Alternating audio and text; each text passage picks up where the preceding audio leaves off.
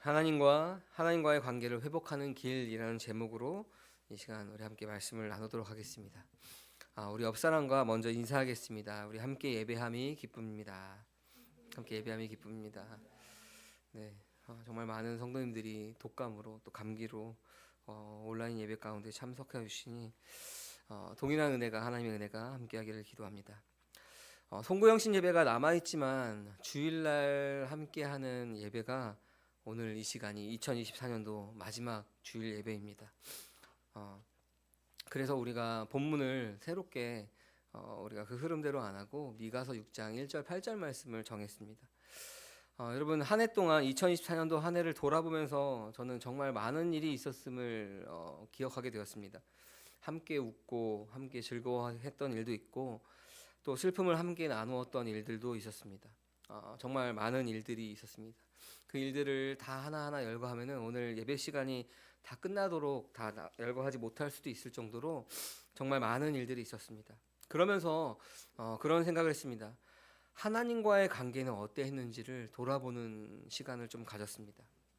이 말씀을 준비하면서 저 개인적으로 목사로서 또 한 명의 그리스도인으로서 나는 하나님 앞에서 어떤 모습으로 한 해를 살아왔는지 잠시나마 돌아보는 시간이었습니다. 그렇게 앞에서는 말씀 따라 살아야 합니다라고 외치지만 내가 과연 그러한 삶을 잘 살아왔는지 하나님과의 관계를 점검하는 시간이었습니다. 그러면서 하나님께서 저의 모든 발자취 그 발걸음 하나하나 그 어느 것 하나 하나님께서 계시지 않았음을, 그러니까 모든 순간에 하나님께서 계셨음을 돌아보는 시간이었습니다. 여러분 제 말을 이렇게 들으면서 여러분들은 어떠신가요? 한 해 동안 하나님과 더 깊은 관계로 가까워지셨나요? 아니면은 조금 여러분 하나님과 난 좀 소홀해진 것 같은데 라는 혹시 그런 기분이 드시나요? 사랑하는 함께하는 교회 성도 여러분, 우리의 삶에서 하나님과의 관계는 신앙생활의 핵심이라고 말해도 과언이 아닐 것입니다. 하나님 관계 없는 신앙생활은 그거는 신앙생활이 아니라 종교 행위일 뿐인 것입니다. 하나님과 아무 관계 없이 그냥 자기 연민에 빠진 것은 그것은 신앙이 아닌 것입니다. 그리고 또 과거에 매여 있는 모습도 그렇게 좋은 모습은 아닙니다. 계속 이렇게 눈물이 나는지 모르겠네. 저는 가끔 하나님과의 관계를 생각하면서 관계 마일리지라는 표현을 가끔 하곤 합니다. 기억나시죠? 하나님과의 관계 마일리지를 잘 쌓아야 합니다. 혹시 기억나시나요? 우리가 카페에 가면은 음료 하나 시킬 때마다 이렇게 도장 스탬프를 하나 찍고 그래서 10개가 모이면은 음료를 하나 공짜로 주고, 제가 이 얘기를 하나님하고 관계 스탬프를 열심히 찍으면 하나님께서 우리의 소원을 들어줍니다 그런 이야기가 아니라 그만큼 우리가 하나님과의 그 관계 마일리지를 많이 쌓아야 한다는 겁니다. 하나님을 자주 경험하는 것이 그 관계 마일리지를 쌓아가는 것입니다. 여러분 사람과의 관계도 비슷하죠. 자주 만날수록 가까워지는 것입니다. 만나면 만날수록 서로에 대해서 알아가고 또 싫어하는 것도 알아지고 또 서로가 맞춰갈 수 있는 시간들도 많아지고 만나면 만날수록 가까워지는 거죠. 여러분 듣기만 해서는 모르는 것입니다. 욥기에서도 이렇게 이야기하죠. 귀로만 듣던 하나님을 뭐라 그러죠?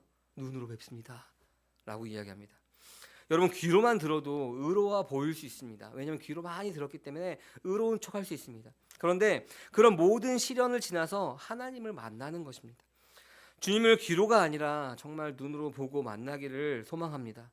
만나면 그 다음 한 걸음 한 걸음이 있는 것입니다. 물론 귀로 듣는 것도 나쁜 것은 아닙니다.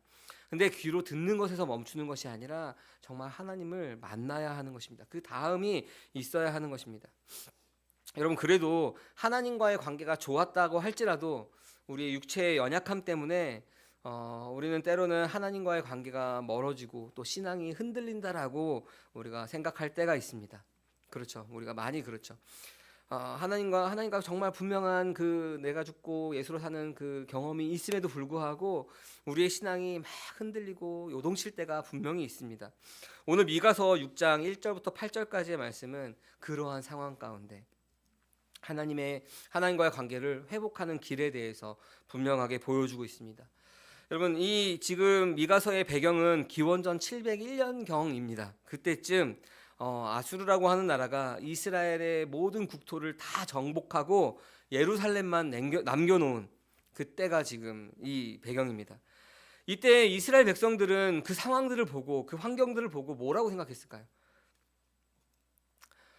이 고대 근동 시대에는 자기가 믿는 그 나라가 믿는 신이 곧 힘입니다. 그 신이 힘이 강하면은 전쟁에 이기고 그 신이 힘이 약하면은 전쟁에 지고 그런 신으로 고대 근동 시대에는 믿었습니다. 그러니까 이들이 하나님을 섬기는데 하나님의 백성이라고 이야기하는데 예루살렘만 빼놓고 모든 것이 지금 다 멸망해가고 있습니다. 하나님에 대한 불신이 생겼겠죠. 메시아를 기다리던 희망도 꺾여갔습니다. 나라가 멸망해가면서 하나님도 무능하다라는 생각을 그들이 한 것입니다. 이러한 상황에서 선지자 미가는 하나님의 이름으로 이스라엘 백성하고 변론하는, 그러니까 오늘 본문의 말씀이 1절 말씀에서 나오듯이 소송의 형식으로 이어져 갑니다. 먼저 이스라엘 백성으로 하여금 하나님께 논하게 합니다. 이때 하나님께서는 피고처럼 보이지만 이스라엘 백성의 죄를 낱낱이 고하면서 그 피고에서 원고의 자리로 바뀌면서 이야기가 진행이 됩니다. 하나님께서 이스라엘 백성과 맺은 언약 관계에 있어서 공의롭게 의를 다 했으며 다 했다라고 이야기하며 이스라엘이 의를 행하면 언약을 다시 회복해 주실 것을 이야기하고 있습니다. 여러분, 이 말씀이 정말 놀랍지 않습니까?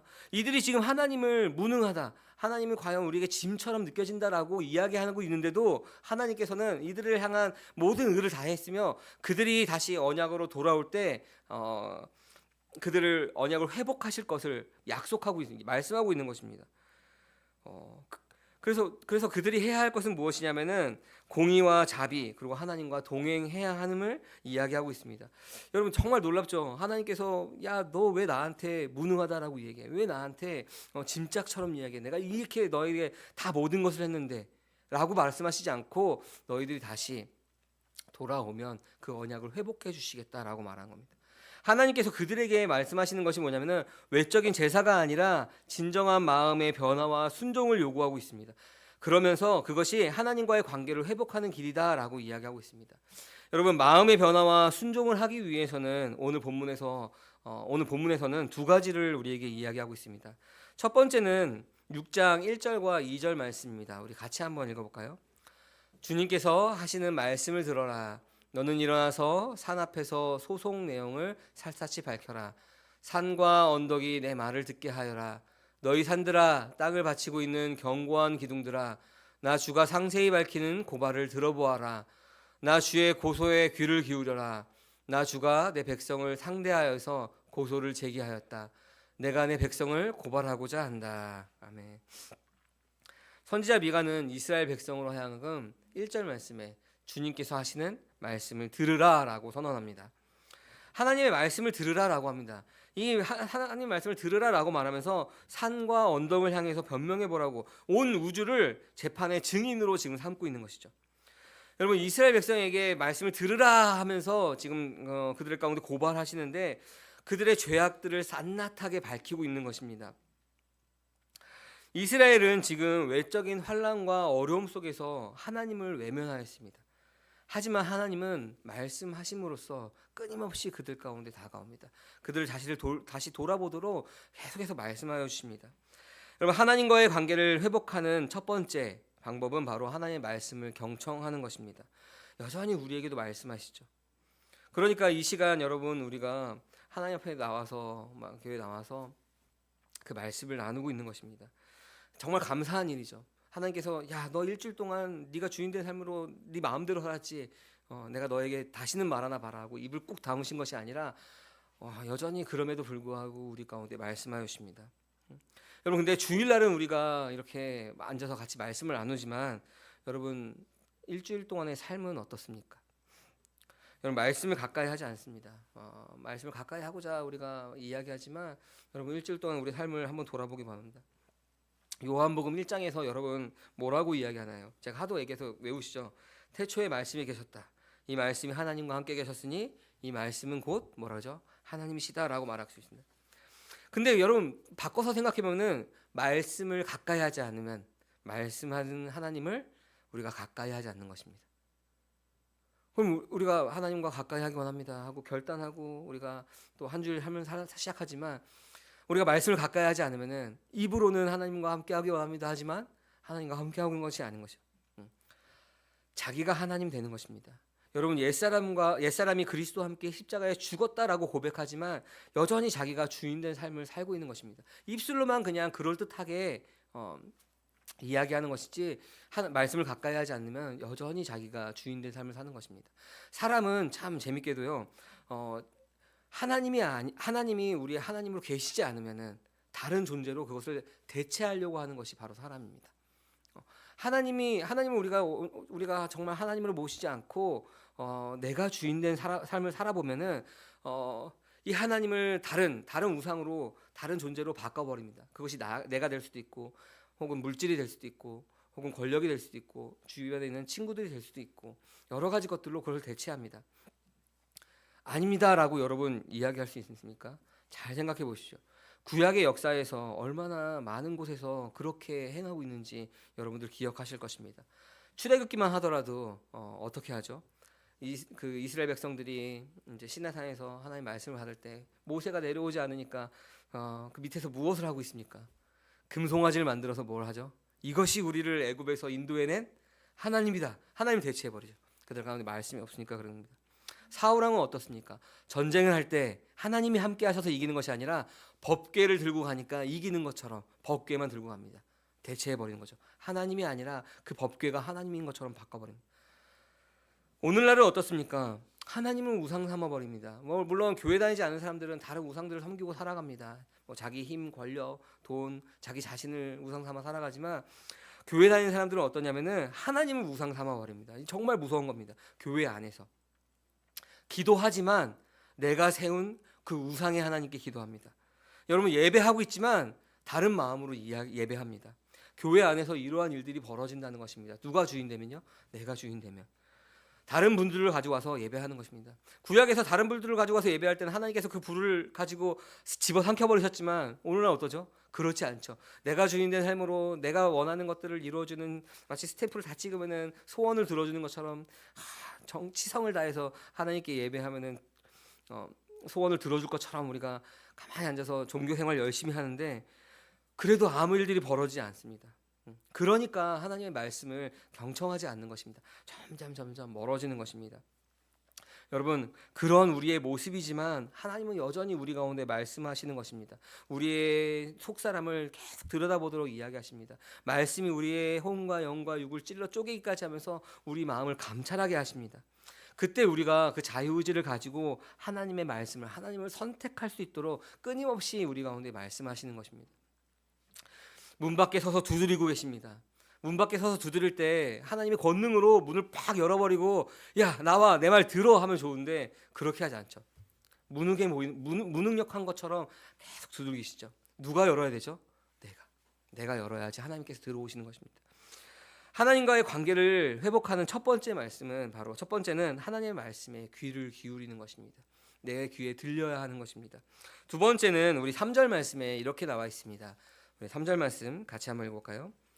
내 백성은 들어라. 내가 너희에게 어떻게 하였느냐? 내가 너희에게 짐이라도 되었다는 말이냐? 어디 나에게 대답해 보아라. 아멘. 하나님께서 이스라엘 백성에게 묻습니다. 내가 너희에게 어떻게 하였느냐? 너희에게 짐이라도 되었다는 말이냐? 하고 물으시고 있습니다. 어디 한번 대답해 보아라 라고 이야기합니다. 이스라엘 백성들이 지금 현재 당하고 있는 상황, 지금 예루살렘에 남아있는 그 상황에서 하나님께서 우리에게 도움이 된다라기보다 짐처럼 여겼다는 것을 하나님께서 반문하고 있는 거죠. 내가 너희에게 짐이라도 되었다는 말이냐? 그 원망하고 있는 이스라엘 백성에게 그렇게 이야기하는 것입니다. 근데 하나님께서 어디 한번 나에게 대답해 보아라 라고 이야기하시고 대답을 기다리지 않고 4절과 5절 말씀에서 바로 어떻게 그들에게 하셨는지, 어떻게 이스라엘 백성들에게 역사하셨는지를 이야기하십니다. 이집트 땅에서 데리고 나왔고 시딤에서 길갈까지 그들을 보호하시고 가나안 땅에 이르게 하셨음을 말씀하여 주십니다. 그러니까 이 말이 뭐냐면 어떻게 그들을 구원하셨는지를, 그 구원의 여정, 출애굽 이후부터 구원의 여정들을 이야기하고 계시는 겁니다. 지금 당하고 있는 그 상황이 아니라 모든 일을 돌이켜서 과거를 봐라. 내가 너희에게 어떻게 행했는지를 보아라 라고 이야기하는 것입니다. 과거에 그렇게 행하신 하나님이 앞으로도 그렇게 하시겠죠. 그걸 보아라 라고 이야기하는 것입니다. 우리 5절 하반절을 보면은 이렇게 이야기하고 있습니다. 같이 한번 읽어볼까요? 너희가 이 모든 일들을 돌이켜보면 나 주가 너희를 구원하려고 한 일들을 너희가 깨닫게 될 것이다. 아멘. 지금 당하고 있는 그 환난, 그 상황, 하나님께서 무능한 것처럼 짐짝처럼 보이는 그 상황도 하나님께서 구원의 여정임을 너희가 깨닫게 될 것이다 라고 하는 것입니다. 하나님께서 그들을 권능으로 구원하셨음을 분명한 증거를 제시하고 있죠. 하나님께서 이스라엘 백성에게 무한한 사랑으로 그들을 구원하셨고 인도하내셨습니다. 하나님은 신실함으로 아브라함과 맺었던 그 언약을 지키셨습니다. 모세와 아론, 미리암을 지도자로 하여서 이스라엘을 애굽에서 인도하였습니다. 그리고 광야에서의 모든 위협과 고난 중에서도 하나님께서 여러 가지 기적으로 그들과 함께 하셨습니다. 모압 땅을 지날 때에 발락이 저주하고자 했으나 실패로 돌아갔죠. 오히려 축복하는 모습을 보게 됩니다. 그 이후에 시딤에서 길갈까지 인도하셨습니다. 여러분, 시딤은 어디냐면은 모압에 있는 성으로서 가나안으로 출발하기 이전의 마지막 장소가 시딤입니다. 그리고 시딤에서 요단강을 건너 가나안 땅에 도착하였을 때 그 첫 번째가 바로 길갈인 것입니다. 그러니까 출애굽하여서 구원하셨고 광야에서 인도하셨고 그리고 가나안 땅에 인도하신 분이 바로 누구라고 말한 거죠? 바로 하나님이시다라고 얘기합니다. 지금 너희가 당하고 있는 그 고난은, 그 역경은 내가 무능해서, 내가 너희에게 짐작이 해서가 아니라 너희가 내 말을 지켜 행하지 않았기 때문에 징계한 것이다. 내가 지금 출애굽하여서 지금까지 이 가나안 땅까지 인도한 분이 바로 나 하나님이다라고 이야기하는 것입니다. 여러분, 이 일들을 그 이스라엘 백성들이 기억해야 되는 것이 바로 하나님의 공의로우심을, 하나님의 사랑이심을, 하나님의 은혜를, 하나님께서 구원하심을 그들이 기억하라라고 이야기하는 것입니다. 지금 미가서에서 하나님께서 소송 제기하고 있는 것은 너희들이 이런 잘못을 했지 하나하나 낱낱이 따지는 것이 아니라 바로 그 하나님의 은혜를 기억하게 하는 것입니다. 그리고 그 백성들이 그 죄악을 다시 인식하여서 내가 어찌할꼬 하고 그냥 자책하는 것이 아니라 하나님께로 돌이키게 하기 위해서 그 소송을 한 것입니다. 하지만 이스라엘은 지금 현재의 고난으로 하나님을 잊고 원망하기까지 합니다. 하나님을 향한 그 신앙은 변질되었습니다. 그럼에도 불구하고 하나님은 그들을 향해서 끝없는 사랑을 알게 하십니다. 돌아오라라고 이야기하는 것입니다. 여러분, 우리도 어려움 속에서 하나님을 원망하기가 쉽습니다. 우리가 지금 당하고 있는 고난과 아픔과 많은 역경들 가운데 마치 내가 하나님을 차라리 믿지 않았더라면, 하나님을 내가 몰랐더라면 차라리 세상 사람들과 똑같이 살아가면서 더 많은 부귀영화를 내가 취할 수 있었을 텐데 왜 내가 하나님을 믿어서 이렇게 어려운 가운데 살아가고 있을까? 하나님 도대체 내 삶 가운데 무슨 일을 하시는가? 라고 우리가 생각할 때가 있습니다. 그때 우리가 해야 하는 것은 무엇이냐면 하나님께서 우리의 삶을 어떻게 인도하셨는지를, 어떻게 이끄셨는지를 우리가 기억해야 하는 것입니다. 여러분, 하나님이 우리를 여러분들을 인도하고 베푸셨던 그 은혜의 순간들, 또 말씀을 통해서 나의 비참함을 깨닫고 하나님 앞에서 울며 부르짖으며 천부여울지앞서서 무릎 꿇고 살아갔던 그 순간들, 모든 순간들이 하나님의 인도하셨음을 우리가 고백하는 순간들이 분명히 있을 것입니다. 하나님께서 이때 이렇게 개입하지 않으셨으면은 내가 어떻게 되었을까? 하나님께서 이때도 하나님께서 인도하셨구나라고 하는 그 모든 순간들을 여러분 기억하셔야 됩니다. 하나님과의 관계를 회복하는 두 번째 방법은 바로 그 은혜를 기억하는 것입니다. 서두에 말씀드렸듯이 관계 마일리지에 대한 이야기를 했죠. 관계 마일리지를 착실하게 하나하나 잘 쌓은 사람들은 그 하나님께서 베푸신 그 은혜를 기억하는 것들이 정말 많을 것입니다. 하나만 찍었으면 한 장도 채워지지 않은 거죠. 그러나 하나님과 관계 마일리지를 여러 번 찍은 사람은 한 장, 두 장, 세 장, 그 관계 마일리지가 많이 쌓여서 하나님의 은혜를 기억할 것도 많을 것입니다. 여러분, 그 은혜를 기억하는 것이 바로 무엇을 주었냐면은 우리의 믿음을 굳게 하는 것입니다. 환난 가운데, 공고 가운데 우리를 쥐고 흔드는 외부의 세력 가운데 그 은혜를 기억할 때 우리는 흔들리지 않을 수 있습니다.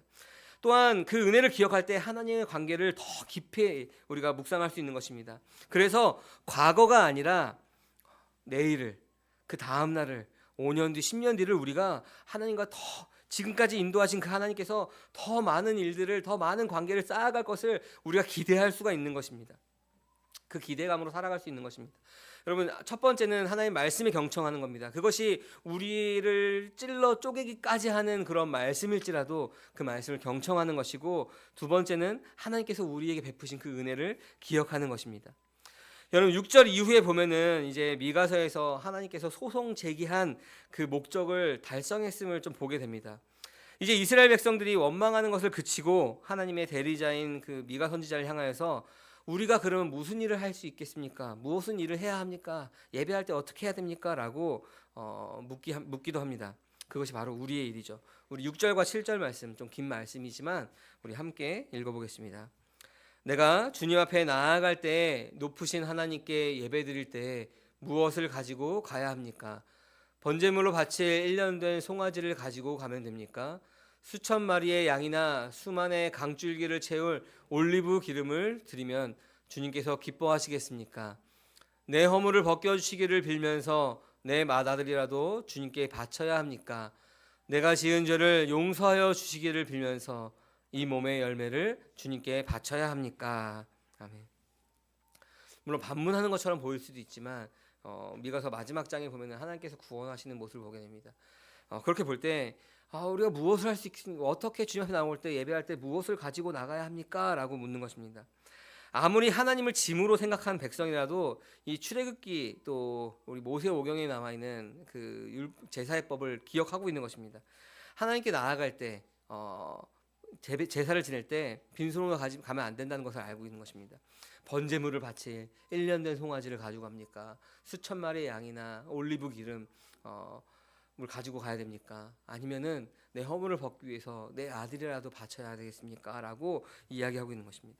잘 모르지만, 이들이 어떻게 할지 잘 모르지만 그 어떻게 하나님과의 관계를, 그 예배를 할지에 대해서 그 순수한 마음이 이 안에 보이는 것입니다. 어떻게 해서든지 하나님과 다시 회복하고 싶은 그 의지가 있다는 것을 보게 됩니다. 간절한 마음이 있는 것입니다. 근데 이 간절한 마음이 이렇게 질문했을 때, 그래, 야, 이거 너네 번제물을 그동안 안 했으니까 1년 된 송아지를 잘 선별해서 가지고 와라, 올리브 기름 준비해라, 막 이렇게 이야기하시는 것이 아니라 하나님께서는 뜻밖의 대답을 하십니다. 우리 8절 말씀을 보니까 하나님께서 이렇게 대답하십니다. 같이 읽어볼까요? 너 사람아, 무엇이 착한 일인지를 주님께서 이미 말씀하셨다. 주님께서 너에게 요구하시는 것이 무엇인지도 이미 말씀하셨다. 오로지 공의를 실천하며 인자를 사랑하며 겸손히 내 하나님과 함께 행하는 것이 아니냐. 아멘. 하나님께서 아들이라도 바치는 그런 엄청난 대가를 요구하지 않으신다는 것입니다. 오히려 그런 것들이 아니라 우리가 착한 일이라고 번역되는데 개역개정은 선한 일이라고 나와 있습니다. 그런 착한 일, 선한 일을 이미 들어서 너희들이 알고 있다는 겁니다. 그런 형식적인 제사가 아니라 하나님께서 진정하게 원하시는 것이, 원하시는 예배가 무엇인지를 이미 너희가 알고 있지 않냐라고 반문하고 있는 거죠. 세 가지로 이야기하죠. 첫 번째는 공의를 실천하는 것을 이야기합니다. 두 번째는 인자를 사랑하는 것을 이야기합니다. 이것은 인자를 사랑하는 것이 돼야 공의를 실천하는 것이 되는 것입니다. 인자를 사랑하는 것은 공의를 실천하는 토대가 되는 것입니다. 세 번째는 무엇이냐면은 이 모든 것을 아우르는 말로써 겸손히 하나님과 함께 행하는 것입니다. 동행하는 것이죠. 우리 교회 2025년도 표어가 무엇이라고 혹시 얘기했는지 기억나십니까? 겸손히 하나님과 함께 걷기입니다. 겸손히 하나님과 함께 걷기. 미가서 6장 8절 말씀과도 같은 말씀입니다. 그것을 이야기하는 것입니다. 그래서 오늘 말씀을, 마지막 2024년도 말씀을 미가서 말씀으로 준비한 것입니다. 근데 이것은 겸손히 하나님과 함께 걷기 위해서는 무엇이 필요하냐면은 먼저 하나님과의 관계가 회복되어야 하는 것입니다. 그렇죠. 하나님과 관계가 회복되지 않았는데 어떻게 겸손하게 하나님과 함께 걸을 수 있겠습니까? 하나님과의 관계가 회복된 자들이 하나님과 함께 겸손히 걸을 수가 있는 것입니다. 근데 하나님과의 관계가 회복되는 것은 어떠한 재물이나 우리의 종교적인 노력이나 이런 것들 우리 행위들이 아니라 말씀에 순종하여 언약 안에 거함으로 우리가 주어지는 것입니다. 그리고 하나님의 언약 안에 거하는 자가 하나님과 동행하며 거기로부터 나오는 공의와 사랑이 할 수가 있는 것입니다. 그것이 우리가 어떤 모습이냐면은 예수님을 닮아가는 모습이며, 다른 말로는 우리가 예배자라고 이야기하는 것입니다. 사랑하는 함께하는 교회 성도 여러분, 오늘 말씀을 시작하면서 드린 질문인데 여러분 기억하십니까? 하나님과 지금 어떤 관계를 가지고 살아가고 있습니까? 더 깊은 관계 가운데 살아가시는 분들도 있을 것입니다. 어제보다 오늘이 더 좋았고 그저께보다 또 계속 좋아지는 분들이 계실 테지만, 그러나 어떤 분들은 회복이 필요한 분들도 계실 줄 압니다. 그때 우리가 오늘 말씀을 기억하시길 바랍니다. 하나님과의 관계를 회복하는 것뿐만 아니라 점점 더 깊어지는 방법을 오늘 말씀에서 이야기하고 있는 것입니다. 하나님의 말씀을 경청하시길 바랍니다.